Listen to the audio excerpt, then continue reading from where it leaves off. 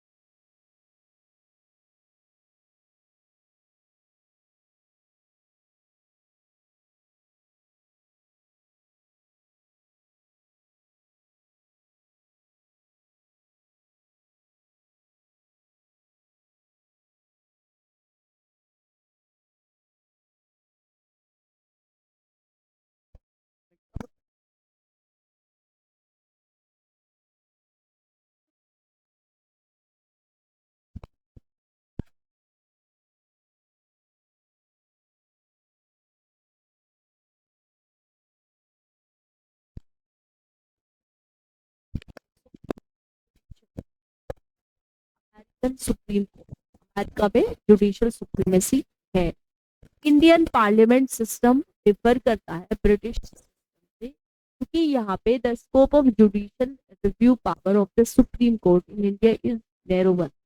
Judicial power review जो है Supreme Court वो नैरोवर है than that of vote executive, because America जो कॉन्स्टिट्यूशन है वो प्रोवाइड करता है due process of law against that of procedure established by law contained in the Indian constitution. Therefore framers जो थे उन्होंने प्रेफर किया था एक प्रॉपर सिंथेसिस, इसके बीच में ब्रिटिश पार्लियामेंटरी के बीच में, ब्रिटिश जो प्रिंसिपल था पार्लियामेंटरी के बीच में, and sovereignty and the American principle of judicial supremacy.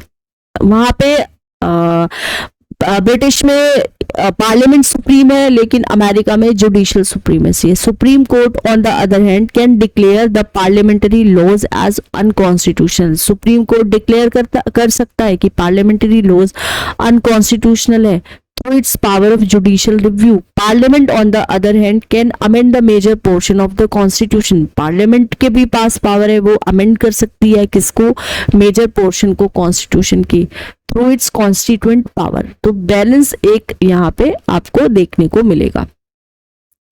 Judiciary क्या है आपकी, इंटीग्रेटेड है और इंडिपेंडेंट है। जुडिशरी हमारी इंडिया का जो कॉन्स्टिट्यूशन है उसने एस्टेब्लिश किया था एक जुडिशियल सिस्टम जो इंटीग्रेटेड है, और एज वेल एज हमारा जुडिशियल सिस्टम कैसा है, इंडिपेंडेंट है। सुप्रीम कोर्ट स्टैंड करता है किस पे, टॉप पे इंटीग्रेटेड जुडिशियल सिस्टम का कंट्री में। सुप्रीम कोर्ट सबसे बड़ा कोर्ट है यहाँ पे क्या, इंडिया में।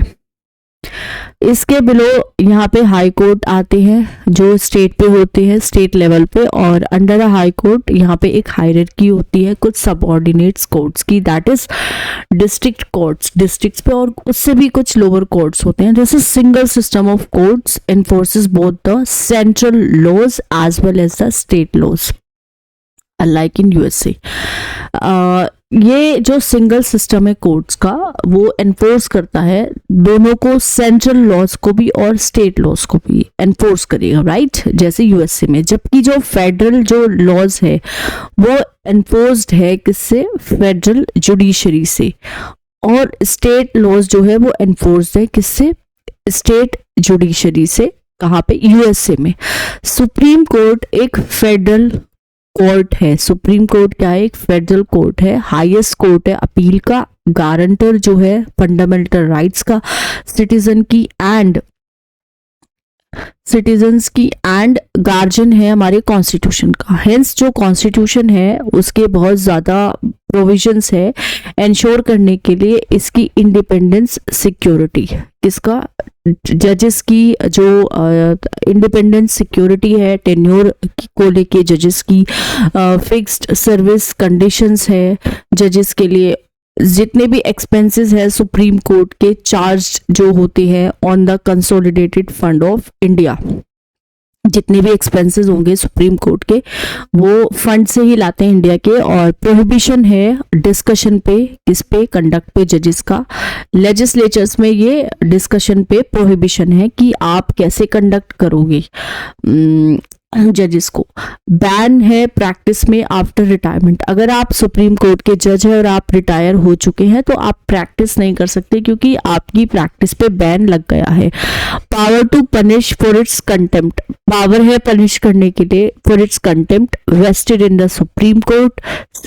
Separation of the judiciary from executive and so on. तो सेपरेशन है यहाँ पे किसका, जुडिशरी का, कहाँ से, एग्जीक्यूटिव से।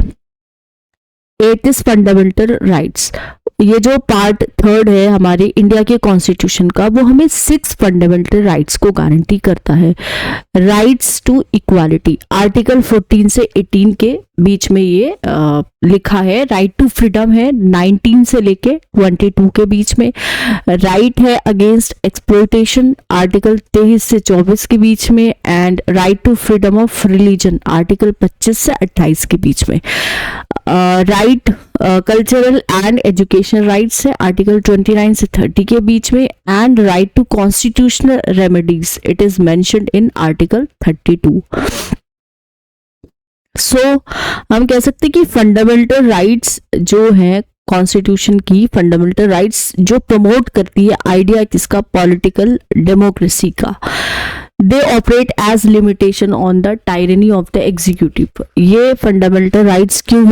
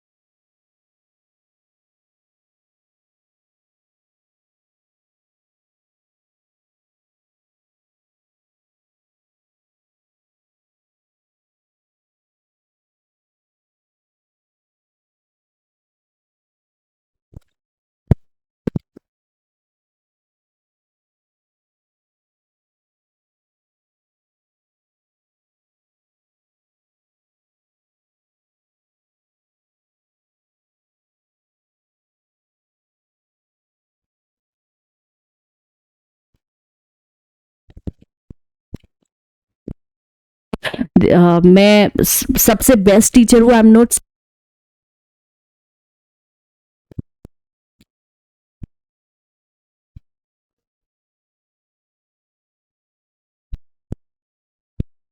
आप भी प्लीज अपनी ड्यूटी निभाइए, चैनल को लाइक करके, शेयर करके, सब्सक्राइब करके, and thank you so much for watching.